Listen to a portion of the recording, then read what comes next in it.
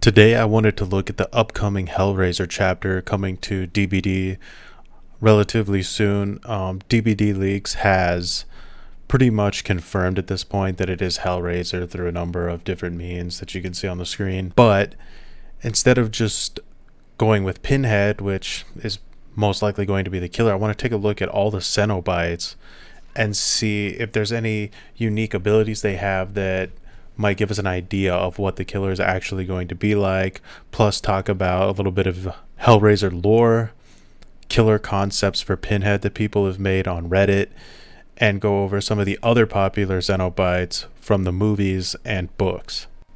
If you haven't seen it already, the twins have been rumored to be getting a little bit of an overhaul soon, where Victor might be turned into an AI, and we saw already with the Resident Evil chapter that the DVD devs are capable of actually making a somewhat functional AI. So there is a possibility that the Cenobites could all be in the chapter and be AI controlled, maybe with the exception of the player playing as Pinhead, and then you have the other Cenobites there on the map. They could be add-ons. Let's take a look at the first Cenobite on the list, Butterball.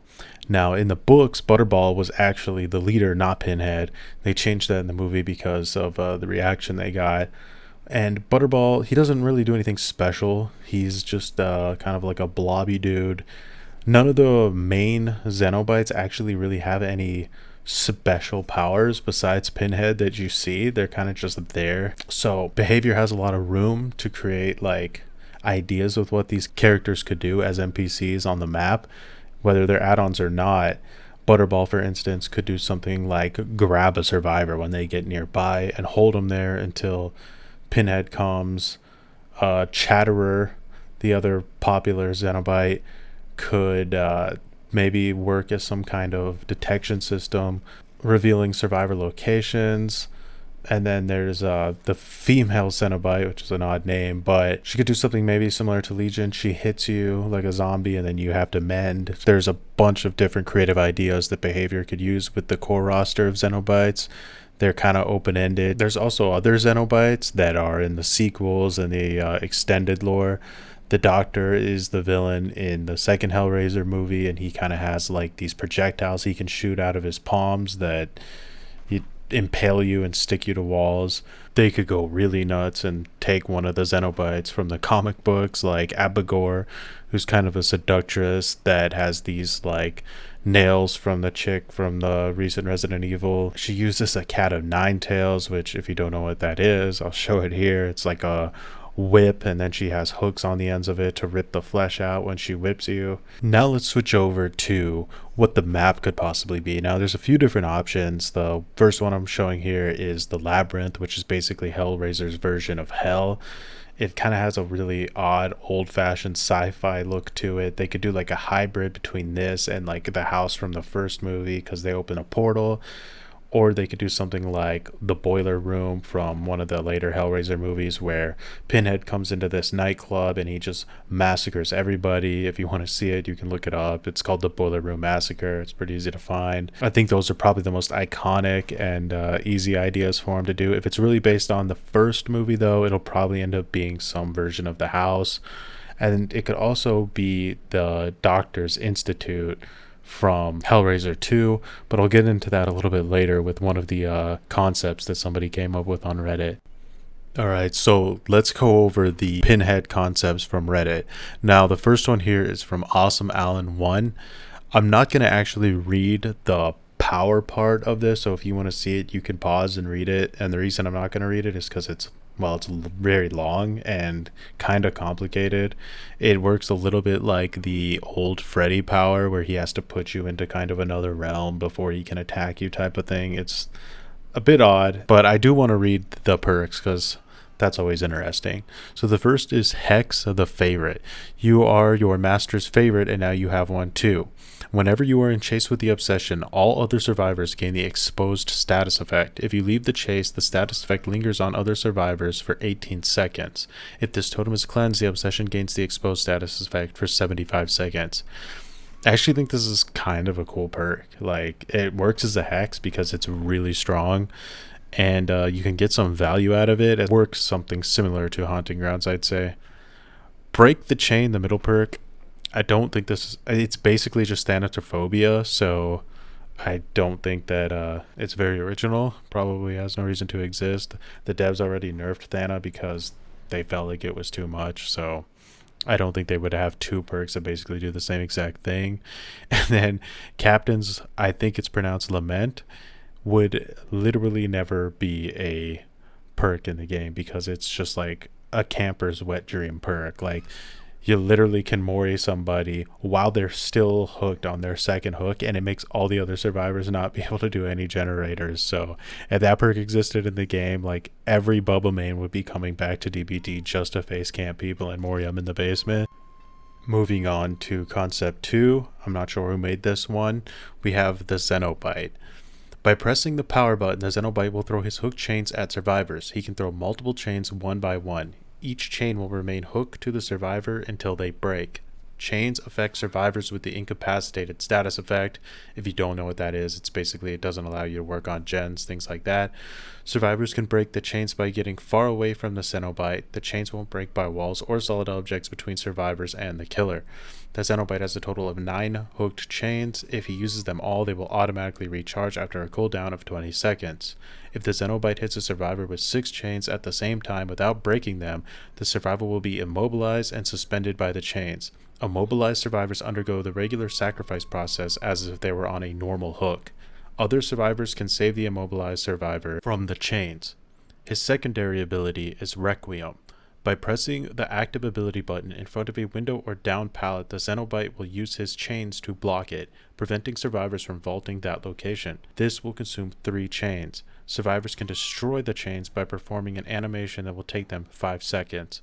I kind of like the whole idea of having a set amount of chains, like a resource that you use for different things, and it's kind of like up to you to strategize if you want to use them for defensive reasons or traps or offensive abilities. I think that's actually a pretty cool idea. Moving on to the perks now. The first one we have is Hellbound. You become obsessed with a survivor. Chasing the obsession for 30 seconds activates Hellbound. Once Hellbound is activated, the next generator you kick will be blocked by the entity for 26 seconds. Hellbound's timer resets once the ability has been used. This perk is just pretty awful. There's already a few perks in the game like this, but basically anytime the killer uses a perk that blocks the generators, it's not the best thing because the generators don't regress while they're blocked by anything, not passively, not by ruin. They just stay where they are, and sometimes that can hurt you. It works all right with thrilling tremors because you use it to, get information, but overall that's usually not a good thing. The second perk, Lament. You can destroy pallets and breakable walls while carrying a survivor. Every pallet or wall that you break while carrying a survivor reduces the survivor's struggle progress by 20%. Not a meta perk, but kind of cool. It feels like it should exist for some reason. Like, there's surely something somebody can do with this perk that will be interesting and funny, a little gimmicky, but whatever. Perks like this should exist. The last one we have is Hex Leviathan. Hex Leviathan activates when the last generator is completed. The progress from the exit gate switches automatically start regressing whenever they are not being used. If survivors interact with an exit gate switch, they will be affected by the Oblivious status effect for 30 seconds. I don't really feel like this should be a Hex perk. It synergizes with Noed, but that's more of a Noed issue than this perk's issue. I think that, I've heard the argument made that this should be a passive in the game. It shouldn't even be a perk. I'm not sure about that, but yeah, there really shouldn't be a hex because the survivors can counter it just by either, opening the door or finding it. I think it would be fine if this wasn't a hex. It doesn't seem that powerful. Alrighty, and here we have killer concept number 3. This concept is by Ben Alexander, I believe. The first thing you'll notice is that he has 2 maps, and the first one is the labyrinth that we talked about before, and then the second one here is the Shenard Institute, which, if you'll remember the doctors that we talked about earlier, that is his insane asylum where he tortured people essentially, so that would probably be something like Larry's. So let's get into his power. An explorer into the further regions of experience, you use your cunning and intelligence to slow your victim's progress and provide an experience they won't forget. Pain and pleasure indivisible. Use the secondary power interaction to summon up to 5 hooked chains to attack your target with. The Cenobite is immobilized while summoning the chains. The Cenobite can summon up to 5 chains, each of them inflicting a terrible condition upon impact, with all 5 chains immobilizing their target for a brief moment when summoned at once. The chains inflict each of the following statuses depending on how long the ability is charged. Chain level 1, bleeding. 2, hindered. 3, mangled. 4, exhausted. 5, immobilized. When more than 3 chains hook into a survivor at once, the survivor is injured. If this injury would drop the survivor to the dying state, they are instead suspended by the chains where they stand. Survivors in this state are unable to recover any health on their own, and attempts to rescue them take longer to perform. The Cenobite can retrieve the survivor from this state, which I assume means that he can retrieve him and then hook him. Again, I like the idea of having your chains as a resource similar to the other one, and I really like this idea of causing more and more status effects with attacks. I feel like that fits very well with Pinhead's character, but the functionality of this is a bit sketchy. I'm not sure how they would implement that. All right, moving on to the perks, we have Hex, Time to Play.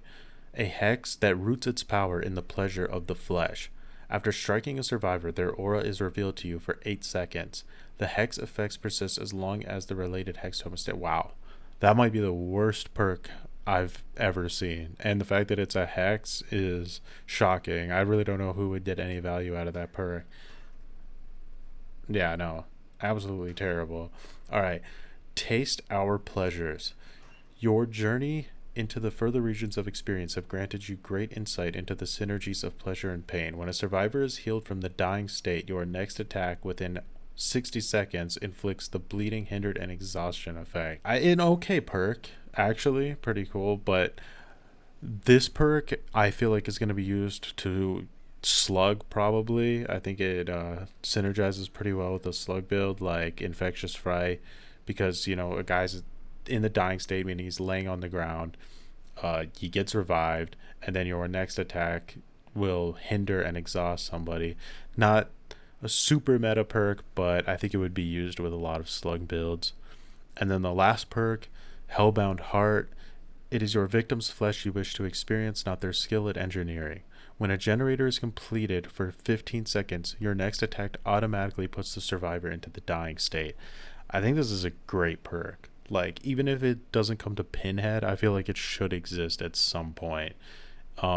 Having survivors just finish a gen in your face, it's a terrible feeling. So I feel like having somewhat of a fear of it is something that should exist, right? So, no, it's a really good perk. It's not too powerful, but it gives you something, and it punishes the survivors. And finally, we reach concept number 4, which, as you can tell, is very old. The Hell Priest, which I think is the most appropriate title because it's Pinhead's true title in the films, is the Hell Priest.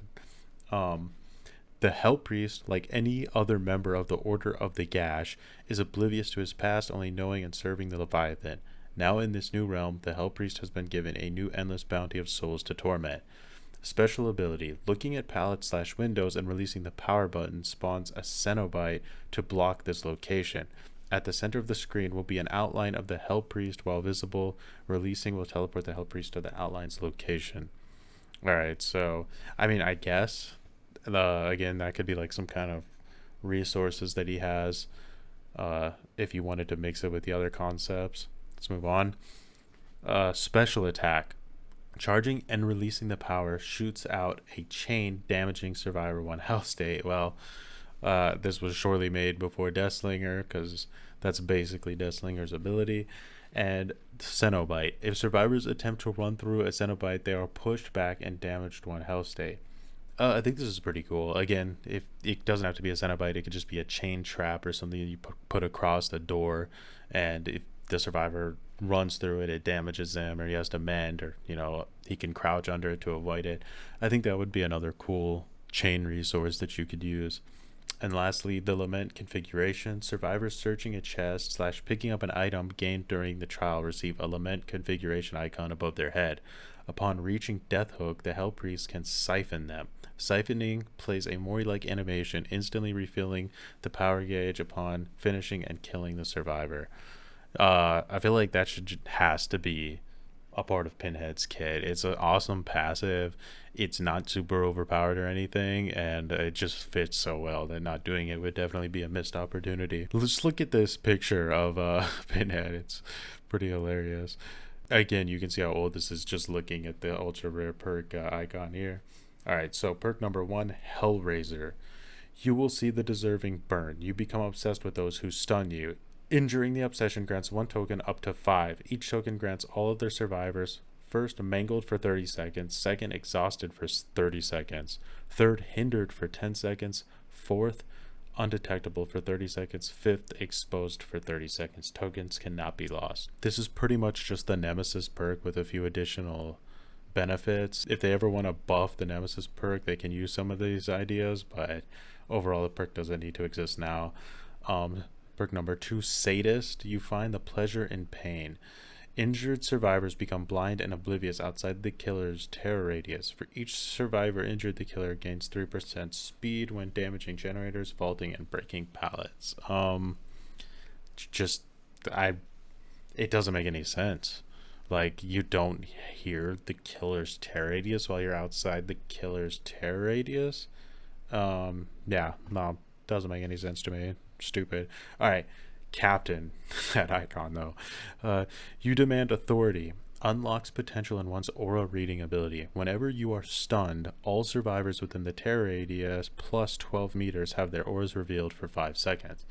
No, that's definitely a really good perk. I can't even imagine how many free hits you would get off of this perk. Imagine how many times you're chasing somebody and you get stunned and there's a survivor hiding right around the corner that you now see and can get like a sneak attack on and catch them off guard. Definitely a really good perk. Doesn't have to be a Pinhead perk, but cool perk nonetheless. So there you have it. Those are the 4 concepts that I grabbed from Reddit. Let me know which one you think is the best. I'm not sure if I have a favorite myself. I think that a combination of all of them, which is kind of a cop-out answer, would be the best. But we'll know soon enough anyway. Alright. I'll see you next time, unless you've opened a Lament configuration and got tortured to death.